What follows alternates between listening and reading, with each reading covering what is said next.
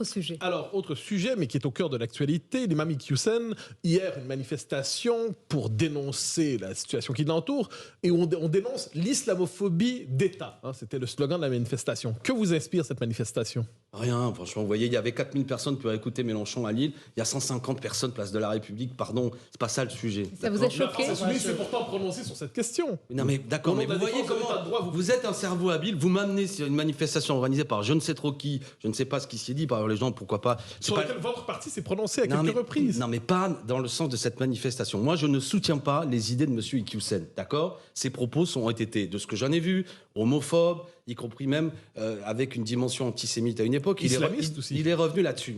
Oui mais une fois qu'on a dit tout ça... Oui mais... Islamiste, c'est quand même grave. Oui, très bien. Mais ce que je veux dire, c'est que même le pire des individus, oui, M. Iqiyoussen ne correspond pas à ma conception, et il y a sans doute une dimension, évidemment, dans son propos qui correspond à ce que vous qualifiez d'islamiste. J'ai pas de souci avec ça. Ce que je veux vous dire, c'est que même, je veux dire, je parle pas nécessairement de M. Iqiyoussen, même le pire des individus dans notre pays est un sujet de droit. Mais qu'est-ce que ça veut dire? Eh bien, ça veut dire que quand il tient des propos homophobes, etc., il devrait être condamné par la loi française. Donc c'est une injustice qu'on lui a faite en voulant... D'où vient cette... Écoute, je vais prendre un exemple.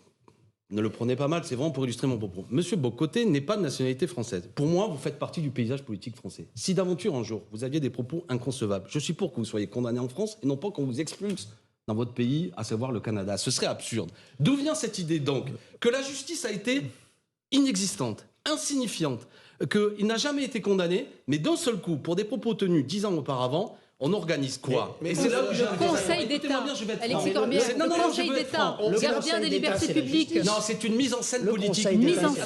Et le pire, le plus cynique auquel on s'aperçoit, c'est que M. Darmanin a dîné avec M. Iqiyoussen en 2014 pour obtenir ses voix municipales, faisant du clientélisme électoral vis-à-vis de M. Iqiyoussen. Monsieur Corbière, et d'un seul coup, on fabrique un diable. Vous pensez que les insoumis sont les mieux placés pour dénoncer le clientélisme islamiste? Oui, madame, vous êtes sûr? Les insoumis sont les mieux placés pour donner des leçons de laïcité. Voulez-vous qu'on cite certaines manifestations? Citez-moi tout ce que vous voulez. Avec le CCIF, vraiment? Vous voulez qu'on passe tout ça? Alors, ça n'était pas... Vous voulez que je vous dise la liste de cette manifestation? Il y avait le Parti communiste français, la FSU... Mais on peut leur faire le même reproche.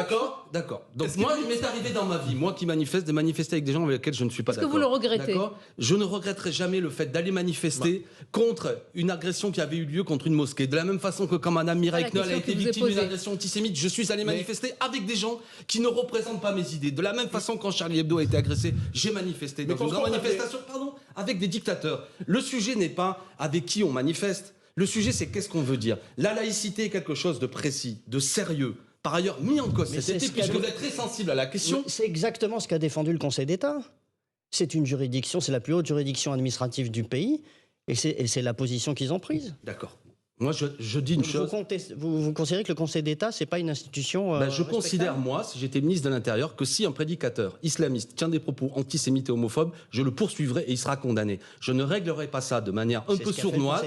Très bien, mais parce que M. Darmanin a mis une énorme pression politique pour masquer. Vous avez fait un droit. Il est totalement indépendant, le Conseil d'État. Très bien. Mais vous avez fait du droit. Vous trouvez normal qu'on apprenne que M. Darmanin a mangé en 2014, après d'ailleurs que M. Iqiyoussen ait déjà tenu ses propos qu'on lui reproche?